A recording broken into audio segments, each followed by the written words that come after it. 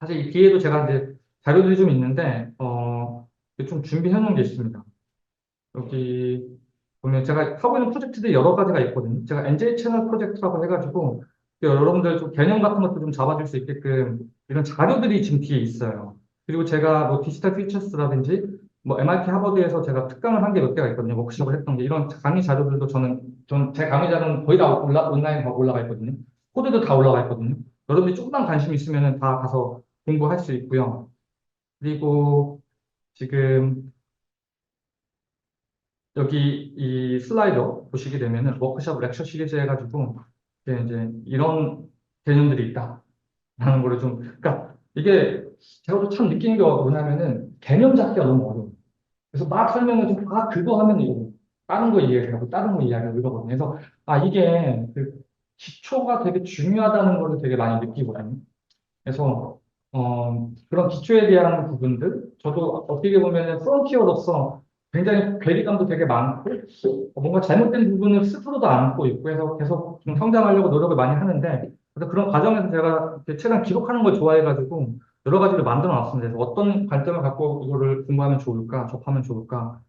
그래서 사실 이렇게 라이너 같은 경우도 보면은 여러분들 그냥 라인은 이거야 이렇게 연결해 이 버튼 이거야 거의 이렇게 공부해요. 거의. 근데 그렇게 공부하면 안 됩니다. 개념을 알아야 돼요, 개념. 개념을 알아야 돼. 그러니까 저는 여기서 주장하는 건 라인도 문법이거든요. 맥스도 문법이고, 마야도 문법이 있어요. 그 문법을 어느 정도 이해하고 코딩을 하잖아요. 그러면 새로운 소프트웨어가 나와도 보이면 보여요, 그냥. 왜냐면 걔네들은 뭐, 다른 걸로 계산했어? 어쨌든 벡터라는 거 갖고 왔을 거고. 어쨌든 그 컨셉은 똑같을 거 아니에요. 그렇게 파운데이션 딱 가져놓으면은 기술이 암만 발전해도 나중에 딱 봤을 때, 이거 이렇게 했구나. 드디어 될 게 됐네. 이 수준으로 이해가 돼. 그렇지 않으면은 인터페이스가 바뀌면은 또 공부해야 돼. 시간 지나면 또 공부해야 돼. 그렇게 하면 시간 낭비잖아. 되게 중요해, 이거. 이 내용 되게 중요해요. 기본을 알아야 돼, 기본. 소리라는 건 기본만 알면, 음. 사람들은. 재밌는 비유를 하나 또 들려드리면은 제가 20대 초반, 중반 때 제가 이제 학원 강의를 하다가 아는 분 소개로 서울에 있는 모 대학교 모 교수님 과외를 제가 해드린 적이 있어요. 그분이 이제 자기는 스케치업을 좀 쓸 줄 아는데 좀 이렇게 아, 스케치업이 그때 제가 거의 20년 전 더 전이니까 그래서 그분이 최대한 간단하게 배우고 싶다고 해가지고 스케치업을 너무 가르쳐드렸어요. 그래서 맥스 마야 너무 어려워 이런 거 별로고 스케쳐 이거 얼마나 간단하냐 이렇게 직관적으로 디자인을 해야지 그래서 저랑 한 달 두 달 서로 같이 했거든요. 그리고부터 이제 이런 질문을 하기 시작합니다. 야 이거밖에 안 되냐? 이런 걸 좀 하고 싶은데 이걸 좀 하고 싶은데 결국에는 그래서 공부하다 보니까 그 툴로 가고 맥스 마야. 예. 근데 거기서도 마찬가지로 저처럼 이제 코딩이라든지 이런 걸 알면 이렇게 보이거든요. 왜 그런 거 있잖아. 의사들이 보면 이렇게 엑스레이 찍은 것처럼 보이는 데 있잖아. 저도 마찬가지. 프로그램 딱 보잖아요. 새로운 프로그램이라든지 이런 프로젝트 딱 보면은 코딩 어떻게 짰는지가 보여요. 예. 약간 거짓말이만큼 못하면. 예. 새로운 프로그램 나와서도 새로운 어떤 그 뭐 아이콘이 나오면 이 아이콘은 분명히 뒷단에서 요거 하고 요거 하고 요거 준비해서 이렇게 나눠놓겠구나라는 게 대충 느껴져. 짜다 하면은 뭐 똑같이 못 짜다고 짤 수 있을 정도 하다 보면 개념을 잘 이해를 하는 그런 것도 있다라고 이제 말씀을 드리고 음, 그리고 여기 특별히 이제 여기 Q&A가 있거든요. 제가 Q&A랑 130개 정도 받아놓은 게 있어요. 학생들한테. 예. 저 때는 이런 거 없었습니다. 저는 진짜 맨땅에 헤딩해 가면서 공부하고, 제가 미국에서 공부할 때 굉장히 좋은 은사님들을 만나서 제가 개념이 많이 틀렸어요. 그래서, 예전에도 저도 그냥, 컴퓨터를 이렇게 하면 이게 컴퓨테이션 디자인 아니야? 라고 정리를 했었는데, 그 정리했던 내가 너무 창피해질 정도로 그분 만나면서, 이런 데이터 구조라든지 공간 정보를 캡처하고, 데이터 프로세스를 코드화시키고, 디자인 프로세스를 코드화시키고, 이런 과정들을 통해서, 어쨌든 이 컴퓨테이션 디자인이라는 영역이 여러 분야에 다 접목이 가능하지만 지금은 너무나도 이렇게 연약하고 마치 개미처럼 꾹 누르면 그냥 터져서 죽을 것 같은 내 영역이 그렇게 돼 있다는 게 조금 그렇더라고요. 그래서 이 영역이 잘 되면 내가 좋은 거구나. 그래서 그때 이후로 제가 엔지니어 프로젝트를 해서 이제 뭐 이런 Q&A라든지 뭐 커리어라든지 이런 것들 직장 구하고 이런 것들 제가 상담을 해드린 게 있는데 그게 한 110개 정도 올라가 있습니다. 그래서 쭉 보시면은 좋을 것 같고요. 어, 발표는 좀 준비한 게 많이 있었는데, 제 생각에 이 정도 수준으로 하는 게 좋을 것 같아요. 예. 그래서, 이 QR코드 보이시죠? 이걸 딱 찍으면은 드롭박스에 연결됩니다. 그래서 다운로드를 받으시면 이 파일이 다 있거든요. 그리고 제가 슬라이더를 그냥 지나갔는데 여러분 슬라이드를 가만히 보면요. 색깔이 들어있는 슬라이더들이 있어요. 걔는 클릭하면 그 자료로 넘어가거든요. 그래서 이제 그렇게 보시면 좋을 것 같습니다. 그리고 제 개인 유튜브에 특정 이렇게 강좌 같은 거 제가 옛날에 오픈으로 해놨다가 멤버십으로 바꿨는데 그런 것도 그냥 스킵하시면 좋을 것 같고요. 그래서 어쨌든 이렇게 학생분들 만나서 제가 경험했던 부분들, 제가 겪었던 시행착오와 좀 나름의 당근들을 쫙 나열해 봤는데 좀 이렇게 관심이 있어 심장이 뛰는지 잘 모르겠습니다. 어려울 수 있어. 그냥 괜찮습니다. 이런 게 있다라는 걸 보고 조금 조금씩 그러니까 알고만 있어도 중요합니다. 내 미래를 대비할 때도 그렇고 여러분들은 저는 제가 사실 제가 고등학교 때, 대학교 때 프로 비보이를 했거든요. 프로. 그래서 제가 KBS 가요대상 오프닝 무대도 하고 막 그랬었어요. 제가 여러분들 나이 때 전 이런 거 몰랐어. 전 열심히 그냥 머리 받고 빙글빙글 도는 거 막 요게 꽂혀 있었는데 어쨌든 여러분들 이런 자료들도 갖고 있는 거고 그리고 요즘 인터넷 그죠 유튜브 치면 다 나오잖아요. 일론 머스크가 그런 얘기 했잖아요. 약간 비꼬아서 야 대학 거기 동기 애들끼리 모여서 노는 데 아니야? 약간 이런 식으로 이야기했거든요. 그러니까 앞으로의 교육은 진짜 모든 자료가 인터넷에 다 올라가 있어요. 모든 자료가. 심지어 저도 마찬가지로 여러분들 가르치는 교수님들도 마찬가지로 선생님들도 다 그 자료로 학습해서 가르쳐 주는 거예요. 얼마나 우리한테 좋은지 여러분들 입장에서. 지금부터 조금씩 쌓아놓으면은 아마 제 나이 또래쯤 되거나 우리 교수님 이제 연배쯤 되면은 여러분들 더 큰 임팩트를 가지고 디자인 인더스트리에 선한 영향력을 줄 수 있지 않을까라고 생각하고 무엇보다 중요한 건 취직에 유리합니다. 네, 감사합니다. 감사합니다. 제가 한 시간 반 정도 하라고 일단 말씀 드렸고, 한 30분 정도? 10분? 그 질문이라든지 그런 거 있으시면은, 어, 주세요.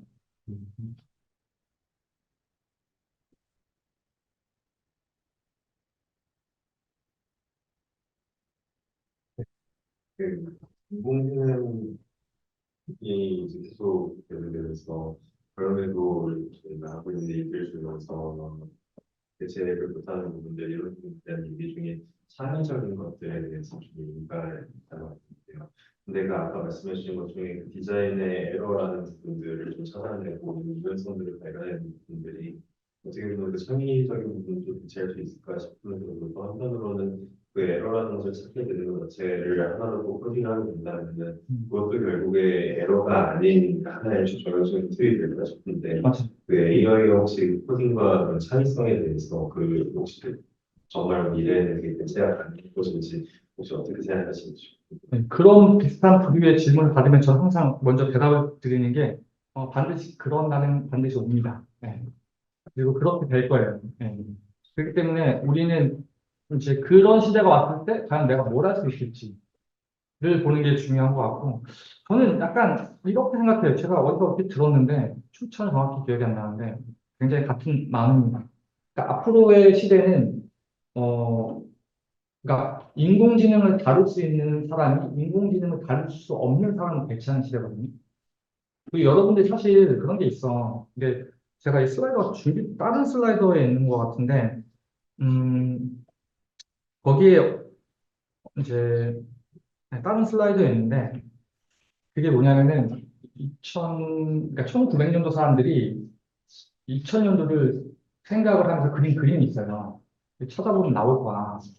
그래서 그때 1900년도 때 철도 산업이 막 한참 부흥하고 있을 때 아닙니까? 근데 그 사람들이 철도로 모든 걸 다놨어. 아파트도 철도 위에 올려놓고 바다에서 배가 철도 타고 막 육지 올라오고 막 난리가 났어. 근데 그들 입장에서는 그게 맞았어. 그게 그들이 바라보는 입장이에요. 그래서 레이커스 와이즈라는 사람이 특이점이 온다라는 책을 쓰신 그분이 미래는 선형으로 변하지 않는다는 거예요. 기하로 쓰고 변하거든요. 그래서 우리가 앞으로 100년 뒤를 예측하는 건 어불성설, 불가능, 알 수가 없어요. 그리고 예측한다는 거는 어떤 특정 분야의 특정한 개념을 딱 컨스트레인을 걸어놓고 하는 얘기로는 받아들일 수 있겠죠. 그래서 일단 특별히 저도 느끼는 거지만 2000년도, 2010년도, 2020년도를 바라봤을 때 하루가 빠르게 다 바뀌고 있거든요. 기술 개발이나 이런 것들도 보면. 그렇기 때문에 반드시 그런 날은 올 거라고 보고 우리가 그걸 예측해서 하는 것도 사실 쉽진 않고, 그렇기 때문에 저는 그럼에도 불구하고, 무엇을 해야 되냐라고 봤을 경우에는, 그, 아마존 창업자, 그, 제프 베조스라는 분이 계시죠? 그분이 이런 얘기를 했대요. 많은 사람들이 나이 와서 앞으로 10년 뒤에 어떻게 바뀔까요? 과연 무엇이 대박을 칠 수 있는 아이템이 될까요?를 묻는 거예요. 대부분의 사람들. 그래서 무슨 말씀을 하냐면 이런 얘기예요. 그런데 도대체 10년이 지나도 무엇이 바뀌지 않을 거라는 거를 물어보는 사람은 단 한 명도 없다. 이런 얘기를 하거든요. 근데 제 생각엔 이게 핵심인 것 같거든요. 여전히 아까 말씀드린 것처럼 벡터, 그다음 데이터화를 시키고 라스터라이제이션 시키고 이런 것들을 이해하고 있으면은 데이터가 이해가 되고 데이터가 이해가 되면 데이터를 코칭하는 3D 프로그램이라든지 AI가 방식이라든지 연역적 bin학적 방식이라든지 이런 부분들에 대해서 어쨌든 과거의 지식 위에다가 탑을 쌓게 돼 있거든요, 항상.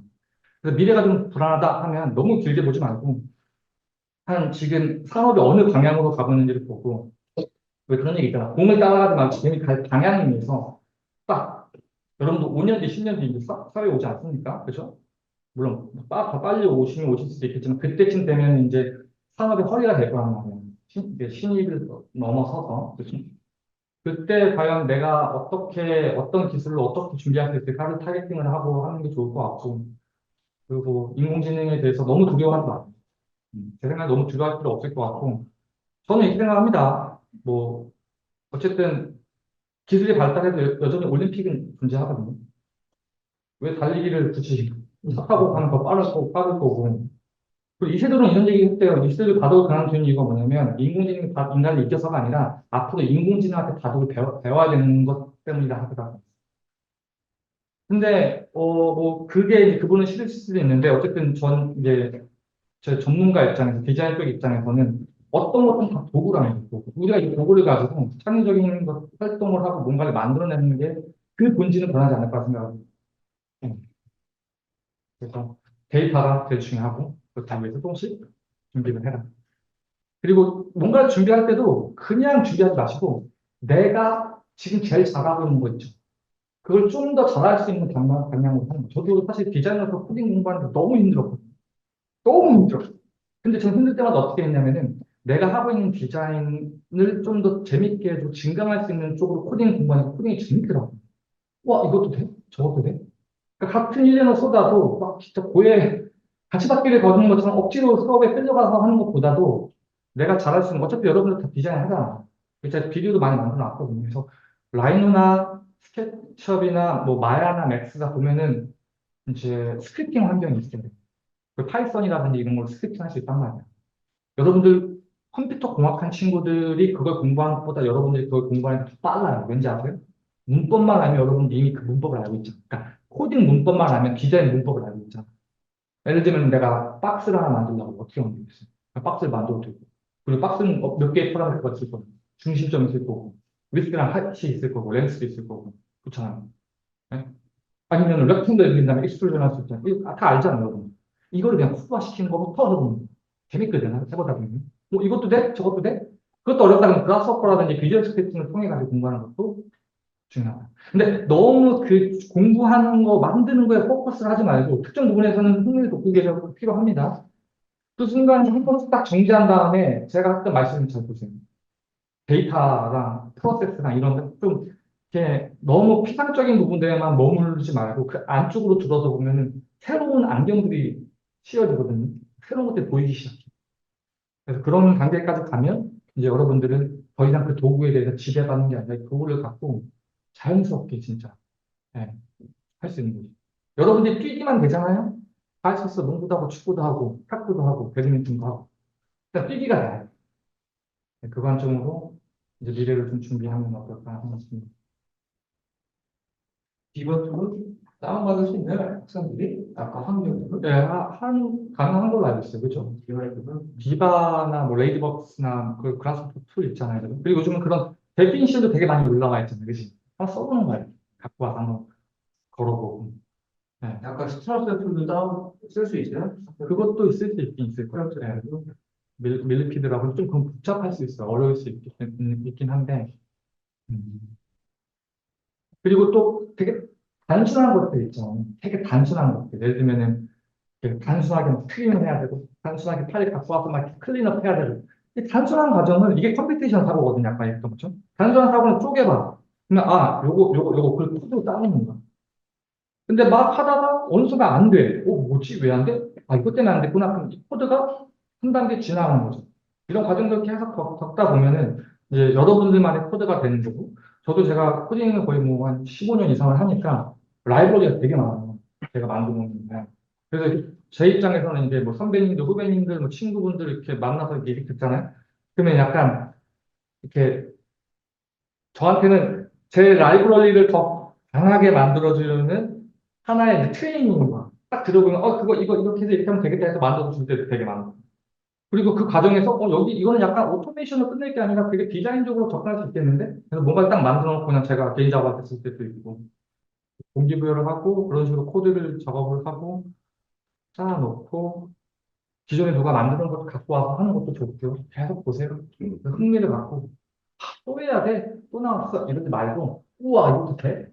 이런 식의 어떤, 이게 되게 좀 큰 것 같아요. 네, 멘탈을 좀 저장을 해서 호기심 있게 공부를 하면, 음, 제가 단언컨대, 제가 이제 한국에서, 미국에 있을 때도 활동을 하면서 컴퓨테이셔널 디자인을 가르치고, 현업에서 일을 하고, 뭐 일만 될 만한 아니면 사무소에서 리드로 있고, 뭐 그다음에 핵심 멤버로 있는 분들 이렇게 봐도, 어쨌든, 이렇게 지금부터 여러분들 시작할 때 전혀 괜찮았어요 그리고 니즈가 되게 많아요.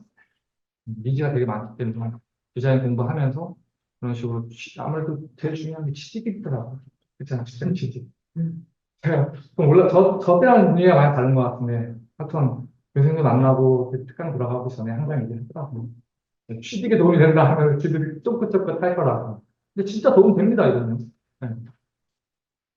레빗 잘 쓰고 스크립팅 잘하고 그러면은 그런 니즈가 분명히 있기 때문에 다들 하고 싶어요. 하면 없으면 못하지.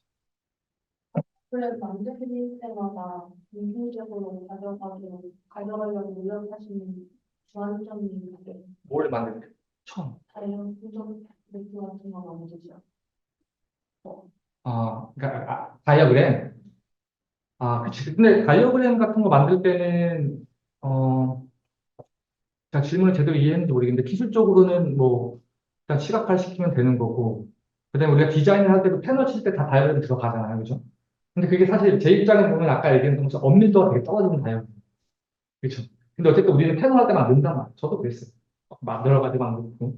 근데 그건 어쨌든 설계 컨셉을 잡고 내가 뭔가 이야기를 풀어나갈 때 그것들을 좀 시각적으로 상대편한테 보여주기 위해서 만들어내는 이제 그런 것들이라고 저는 보여주시고 결국 데이터를 시각 언어로 바뀌어주는 거여서 그냥 뭐 그라스호퍼로 만들 때도 있고요.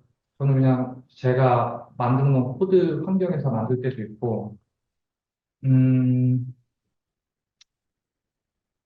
그렇습니다. 그리고 이제 약간 좀 다른 관점을 좀 설명해 드리면 사실 이게 이 프로젝트 할 때 제가 많이 설명을 드렸던 건데 위로 가보면 음, 이건가? 사실 요 그림이거든요. 나중에 요 다운받아서 한번 확대 한번 해보시면 확대가 되나?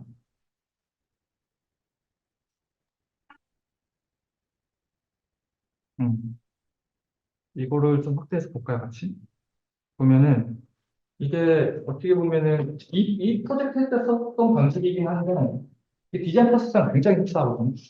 그러니까 처음에 보시게 되는 가설이 있습니다. 타입 파터스 가설이 결국 디자인 의도예요. 내가 뭔가를 만들 거다. 모르겠어요. 여러분들 뭐 하는지 모르겠지만 뭐 나는 뭐 즐거워할 거다. 뭐 아니면 무슨 뭐 뮤지엄을 만든다. 이런 학기마다 프로젝트가 있지 않겠습니까? 사이트도 있고 거기에서도 뭐 어떤 교수님은 글을 읽어오라. 어떤 교수님은 막 뭐 시킬 거 아니에요. 예를 들면.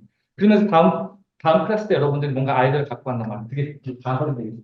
그럼 그 가설을 뒷받침하거나 아니면 그 가설을 내 스스로 깨보는 것도 되게 중요하고 사람들이 가설을 강화시키는 게 이 가설을 일부러 역설적으로 그러니까 이런 거야. 문제 풀 때 정답을 찾는 것도 정답이지만 오답을 제거하는 것도 정답에 가까워지는 방법이잖아요. 그런 것처럼 데이터를 확보를 해보는 거예요. 그래서 그 다이어그램도 한번 그려보고 연관성이 얼마큼 있는지도 보고 그리고 또 이제 이런 것도 있어요. 직접적인 연관성뿐만 아니라 인다이렉트한 연관성도 있거든요. 이건 우리 예측할 수 있는 거잖아요. 예를 들면은, 여기가 노선이 점점 생기고, 집값이 올라가고 주변에 이런 게 있으면 당연히 사람들이 모인다고 우리는 예측할 수 있다는 거예요. 사실 제가 데이터 사이언스 쪽 관련된 부분도 관심이 많아서 공부를 하는데 어느 이제 분이 이런 얘기를 했어요. 가장 좋은 방법은 데이터 없이 문제를 해결하는 거예요. 근데 그 말이 맞긴 맞거든요. 근데 사실 그걸 해결할 때 경험도 우리 데이터가 됩니다. 그러니까 어떻게 보면 우리 상식과 내 직관, 내 건축가로서 아니면 내가 디자이너로서 그 직관이 있을 거 아니에요. 뭐 10년이면 10년 이렇게 학교나 실무에서 일을 하다 보면 그게 다 데이터거든요, 사실. 그리고 우리 뇌는 그 데이터를 프로세스하는 머신인 거고. 그래서 어쨌든 가설을 정하고 그 관련된 직접적인 연관 혹은 인다이렉트, 그러니까 간접적인 거라도 두 개, 세 개들이 모델링돼서 이걸 서포트할 수 있는 것들. 아니면 이게 무너지기 위해서 과연 어떤 부분들이 필요할까?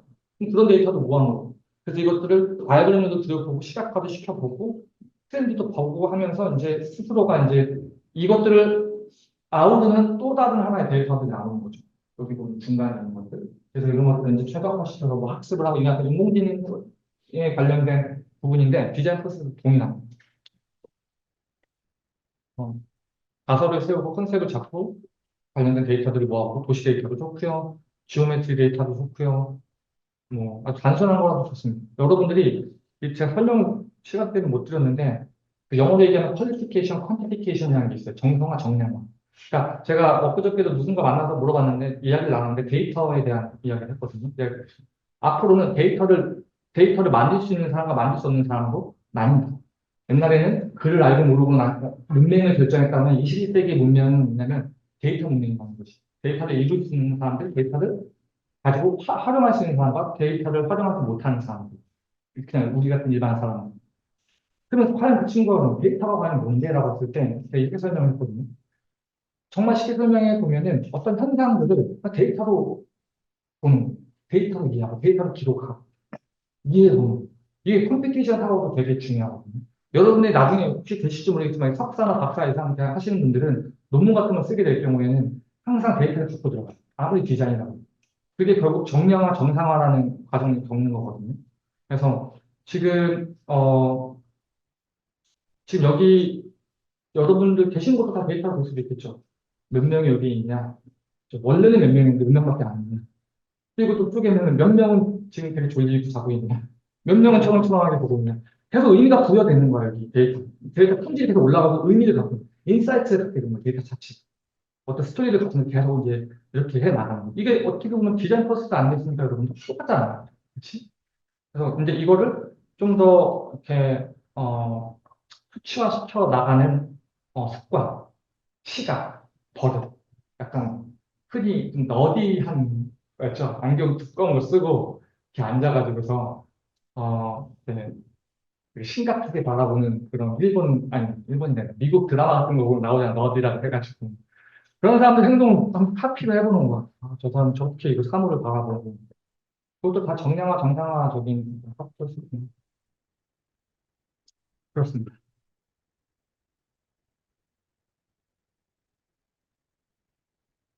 마지막 질문 하나 더 있으시면은 해주시고, 없으시면은, 네. 컴퓨테이션 디자인 것에 대해서 처음 들어보고 나서부터 관심을 계속 가지고 있는데 아무래도 앞서 말씀해 주셨던 것처럼 건축계에서 이런 데이터라든가 AI가 관련해서 조금 보수적으로 특히 또 국내에서는 또 미국에서는 먼저 나간다고 해도 국내에서는 BIM이라든가 이런 들어오는 속도들 조금 차이가 있고 아무래도 좀 느리거나 아니면 또 소프트웨어 개발적으로 아예 분류해서 보는 경향이 조금 있다고 생각합니다. 또 심지어 저희는 또 저도 학부 전 지금 석사가 좀 있지만 학부 때도 그랬듯이 저희는 졸업하면은 설계사무소를 갈 거다라는 그 맹목적인 그런 진로를 바라보고 있는 또 시점에서 또 실제로 건축을 하고 싶고 디자인을 하고 싶다라는 마음과 또 컴퓨테이션 디자인 데이터를 다루고 싶다라는 마음이 동시에 있는 입장에서 봤을 때 국내에서 그런 진로라든가 추천하시는 그런 방향들이 좀 몇 가지가 있을지 아무래도 설계사무소들밖에 좀 잘 모르다 보니까 맞아요. 되게 좀 긴 이야기가 될 수 있는 토픽인데, 여기서부터 한번 좀 시작을 해볼게요. 어, 제가 아까 서두에 보여드렸듯이, 오히려 이 컴퓨테이셔널 디자인이라는 이 키워드가 사실 뭐 정확하게는 저는 모르겠지만 이제 그 사실 LA 쪽에서 지금 MIT 그 디자인 앤 컴퓨테이션에 그 두부 교수님이 있는데 그 두 분 이름 생각이 안 나요. 그 두 분이 이제 LA 쪽에서 오셔서 그분들이 뭐 AA에 가고 이런 식으로 해가지고 막 이렇게 컴퓨테이션 디자인 배우가 있다 막 이렇게 이야기하는 거를 이제 일반적으로 듣고 있는데 물론 그렇게 됐다 하더라도 현재적인 입장에서는 사실 아까 말씀드린 것처럼 구글, 뭐 애플, 그다음에 삼성 이런 회사들이 컴퓨테이션 디자인 포지션을 뽑아요. 오히려 역설적으로 걔네들이 조금 더 뭐랄까 예, 제대로 알고 하는지는 잘 모르겠는데 하여튼 건축보다 좀 더 덜 경직됐다는 거 되게 많이 느끼고 그리고 제가 그 실리콘밸리 쪽에 쭉 있으면서 느꼈던 것 중에 하나가 뭐냐면은 이제 저 학교 졸업할 때도 그때 VR, AR 쪽도 많이 논문 쓰고 막 그랬었었는데 이게 이런 생각이 들더라고요. 물론 이렇게 되진 않을 수도 있겠지만 앞으로 정말 테크놀로지가 많이 발달돼서 VR, AR 쪽에 그런 세상이 일어나고 그러니까 결국에는 2D, 스크린, 그다음에 모바일, 그다음에 터치, 어떤 손가락 제스처, 그다음에 이제 행동, 그다음에 우리가 그걸 임머시브 인바이러먼트로 들어가서 뭔가를 한다고 했을 경우에 거기 안에 있는 굉장히 건축적인 프린시플이 되게 많이 적용돼요. 정말. 단순히 이게 UI, UX에서는 조금 그게 좀 약간 무시되는 경향이 있는데 그게 환경으로 바뀌게 되면은 되게 많은 이제 그런 것들이 필요하고 제 주변에서도 UI, UX 하는 친구들이 건축을 하는 거랑 되게 비슷한 과정들을 겪는 걸 되게 많이 봤거든요. 근데 재밌는 게 뭐냐면 걔네들이 세상을 바꾸어요. 그러니까 저는 그게 약간 좀 답답한 거. 왜냐면 우리처럼 트레인돼 있고 더 잘 아는 분들이 그런 사람들이 그 가상 공간이라든지 어쨌든 거기도 사람이 경험을 하는 거기 때문에 근데 그것도 UI UX 애들이 더 유연하게 더 빠르게 대처해서 건축가보다 더 큰 임팩트를 주려고 하는 그런 흐름들을 봤을 때 조금 좀 약간 개인적으로는 조금 답답한 게 분명히 있죠. 그리고 걔네들 돈도 많아요. 돈도 많고 그냥 되게 사고 자체가 아무래도 좀 건축보다는 좀 유연하다고 보고 있고 그리고 사실 저는 주변 친구한테 그런 얘기 되게 많이 하거든요. 해외 취직 가다가 할 수만 있으면 저도 몰랐는데 제가 학생들이랑 이야기하다 보면은 한국에서 학부 나온 다음에 해외 취직하시는 분들이 꽤 되더라고요. 이게 없는 길이 아니에요. 그리고 이제 가능하다면 조금씩이라도 영어를 공부해서 영어가 그렇게 중요하진 않겠다. 죄송합니다. 말 중요합니다. 중요한데 우리가 진학하거나 이런 것처럼 되게 그렇게 빵빵하진 않아. 뭔가 만들고 이러는 게 아니라 내 포트폴리오 잘 보여주고 제가 뭐 제 개인 스토리를 얘기를 해드리면 좋을 수도 있을 것 같은데 저도 영어 별로 못하는 상황에서 제가 호주 시드니 워킹홀리데이에 가서 직장 취직을 했거든요. 저는 그냥 이메일 보내서 답이 안 와서 찾아갔어. 야, 여기 톰 누구야? 그때 얼반 에이드라고 UTS라고 시드니 공과를 했었거든요. 그래서 한 시간 동안 기다려보고 만났죠. 너 내가 이메일 줬는데 답 안 줘? 그러니까 그래? 내가 널 왜 뽑아야 되는지 나한테 설명해봐 이러는 거예요. 막 포트폴리오 보여주면서 안 되는 영어를 갖고 막 설명해줬죠. 그러니까. 그래? 지금 일주일만 나서 일해봐. 일주일 동안 열심히 일했지. 일주일 끝났는데 어떻게 할까? 그래? 2주일 써줄게. 그렇게 해갖고서 1년 동안 일하다 왔거든요. 늘어. 어쨌든 영어도 그냥 하면 돼요. 아주 단순한 거 이렇게 해가지고 좀 준비해서 어쨌든 우리는 뭐다? 디자이너잖아. 디자이너는 뭐야? 외관을 있는 거야. 뭐 비주얼하고 어떤 시각적인 것도 있기 때문에 그게 제일 좋은 케이스인 것 같고, 그리고 그렇게 해서 공부하고 들어오면 좀 더 좋은 환경에서 한국에서 일할 수 있는 건 없는 것 같고, 그게 좀 힘들다라고 하면, 어쨌든 뭐, 제가 아시는 분 중에서, 서울에서 박사를 하시고, 그 관련돼가지고 BIM 쪽이나 컴퓨테이션 하시는데 지금 꽤 큰 회사에서 빈 관련된 높은 직책에서 일을 하는데 그분이랑도 개인적으로 이야기를 하면 아직까지 되게 좀 힘들다 하더라고요. 아니, 여러 가지 분들이. 근데 이걸 제가 이어서 얘기해도 될지 모르겠는데, 그런 게 있습니다, 여러분들. 어, 농업사회에서 공업사회로 넘어갈 때, 우리나라도 겪었을 거 아니야. 농업사회에서 공업사회 넘어오고, 지금은 이렇게 정보화 사회로 친다면, 상상을 한번 해보죠. 농업사회 때그 기득권들이 있잖아요.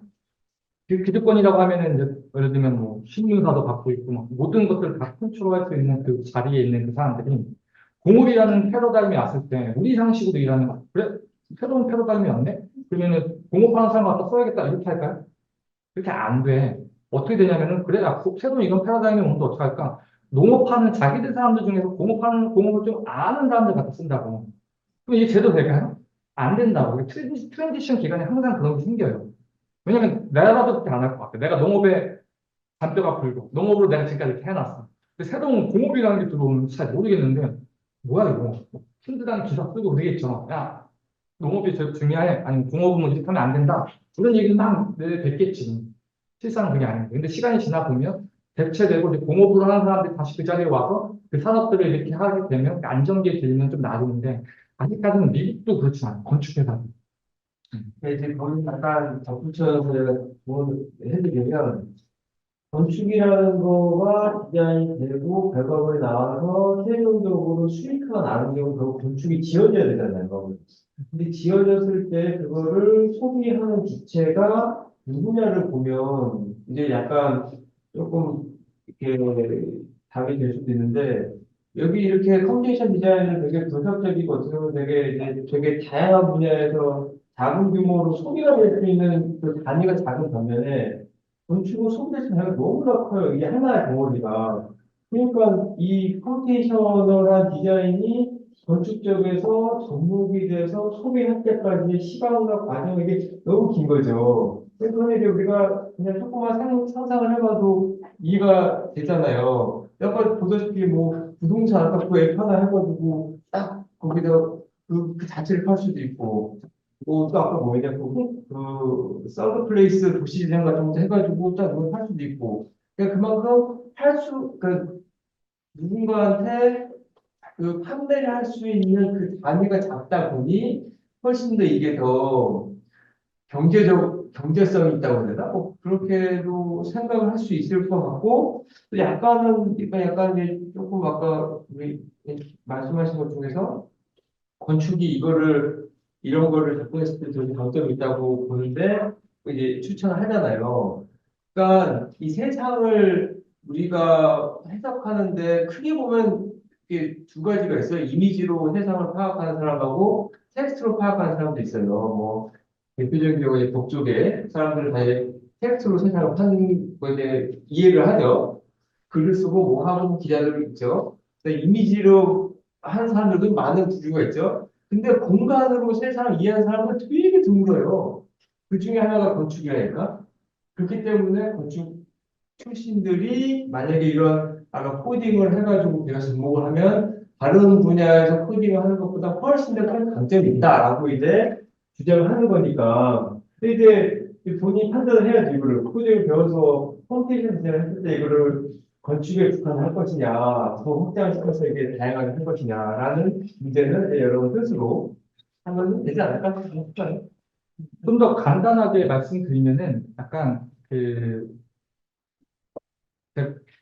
아까도 살짝 말씀드렸는지 모르겠는데 이분법적으로 보지 마세요. 이거 한다 안 한다가 아니라 그냥 나는 어쨌든 간에 우리 교수님 말씀하신 것처럼 공간을 풀고 우리 건축하는 사람들 다 트레인드 아키텍트니까 그런 문제 해결 능력이 있는데 이걸 하기 위해서 이제 뭐 라이너도 쓰고 캐드도 쓰고 때론 문서도 만들고 그다가 코딩이라는 것도 쓰고 그죠 데이터라든지 뭐 인공지능 이런 도구들이 있으니까 그 도구들을 같이 쓰는 거지 들어갈 때부터 저 컴퓨테이션 디자인 하려고 그러지 않거든요. 저도 뉴욕에서 취직했을 때도 다 물어봐요. 난 이쪽을 하고 싶고 이쪽을 하고 싶다 할 때, 너 디자인도 가능하지? 디자인할 수 있지? 경계가 없어요. 지금 엄밀하게 따지면. 예를 들면은 포토샵만 하는 사람 꼭 헤드만 하는 사람 뽑지 않는단 말이에요. 그렇기 때문에 본인이 이제 물론 지금 당장은 어떻게 마켓이라 하더라도 그게 너무 휘둘리지 말고 분명히 방향성은 정해졌으니까 이분법적으로 보지 말고 마치 게임에서 캐릭터가 있을 거 아니야. 막 공격력, 방어력, 막 마법력. 거기서 좀 약간 다른 하나의 력을 키워나가서 이걸 나중에 무기로 쓸 거다. 라고 하면 확실히 경쟁력이 있지 않습니까? 상식적으로 봐도 그죠? 나중에 내가 서울에 있는 취직을 한다고 했을 때도 난 해외 취직을 한다 했을 때도 그렇게 그냥 심플하게 너무 복잡하고 썸띵 스페셜로 보지 마세요. 아, 이런 게 있구나. 이거를 가지고 이분법적으로 접근하지 말고 굉장히 그 프랑스의 그 건축을 배웠다 하더라도 그냥 이 어프로치에서 할 수 있는 문제들이 되게 많아요. 정말. 이분법적으로 볼 게 아니에요. 무슨 너프 커브도 막 이렇게 이런 건물을 만들어야 되는 거다. 이것도 되게 치론적 해석이에요. 달라. 네. 여러분 이제 수업을 들어서 아시죠? 어떤 식으로 접근하고 뭐가 다른지. 네. 그래서 어, 이분법 쪽으로 보지 말고 계속 4년이나 시간, 5년이나 시간, 혹은 석사 2년이나 시간 동안에 계속 다양한 도구들을 가지고 내 어빌리티를 능력을 키운다라고 생각을 하시면 좋을 것 같습니다. 네. 네. 네, 수고하셨습니다. 감사합니다. 감사합니다. 네. 네, 수고하셨어요. 나가지, 저기 하시고.